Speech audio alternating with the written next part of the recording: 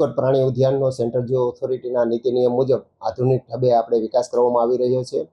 દર વર્ષે વન્ય પ્રાણી વિનિમય હેઠળ અલગ અલગ પ્રાણી સંગ્રહાલય ખાતેથી પ્રાણીઓ મેળવી અને આપણે ઝૂમાં મુલાકાતીઓ માટે પ્રદર્શિત કરવામાં આવતા હોય છે।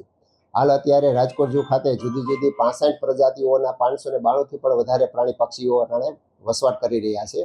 રાજકોટ ઝૂ દ્વારા દર વર્ષે અલગ અલગ ઋતુમાં વન્ય પ્રાણીઓની તંદુરસ્તી પર કોઈપણ જાતની વિપરીત અસર ન પડે તે માટે શિયાળો, ઉનાળો અને ચોમાસું એ મુજબ ઋતુને ધ્યાનમાં રાખીને તૈયારી કરવામાં આવતી હોય છે।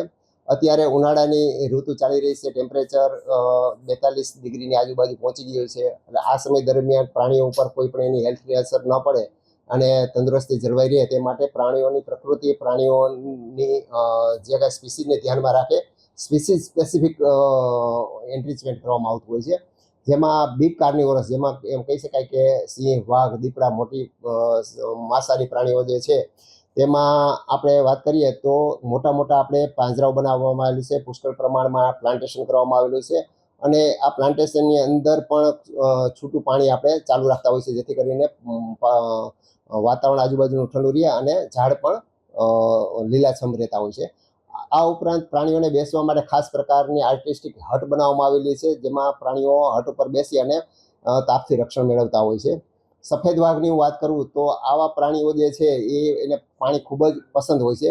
આવા રીંછ અને સફેદ વાઘમાં મોટા મોટા પોન્ડ બનાવવામાં આવતા હોય છે, એટલે ખૂબ જ ટેમ્પરેચર વધારે હોય ત્યારે આવા પ્રાણીઓ પોન્ડની અંદર બેસી અને પોતાનું ટેમ્પરેચર મેન્ટેન કરતા હોય છે। આ ઉપરાંત પક્ષીઓની વાત કરું તો પક્ષીઓના પાંજરાઓની અંદર ખાસ કરીને આપણે સૂકું ઘાસ અને ગ્રીન નેટની ઢાંક કરી અને આપણે એને પાંજરાને કેમોફ્લેજ કરતા હોય છે। અને આ ઉપરાંત પક્ષીઓના પાંજરાની અંદર ફોગર સિસ્ટમ પણ ગોઠવવામાં આવતી હોય છે, જેથી કરીને સમયાંતરે એમાં સિસ્ટમ ચાલુ રહે અને આજુબાજુનું વાતાવરણ ઠંડુ રહેતું હોય છે। હરણકુળની વાત કરું તો હરણકુળના જે પ્રાણીઓ જે છે એ જંગલ સ્વરૂપે જ આપણે એના પિંજરા બનાવેલા આવે છે અને સારું એવું પ્લાન્ટેશન કરી અને કોઈ પણ જાતનો તડકો ન લાગે અને ઝાડને પણ પુષ્કળ પાણી મળી રહે એટલા માટે સતત પાણીનો છંટકાવ ચાલુ રાખતા હોય છે।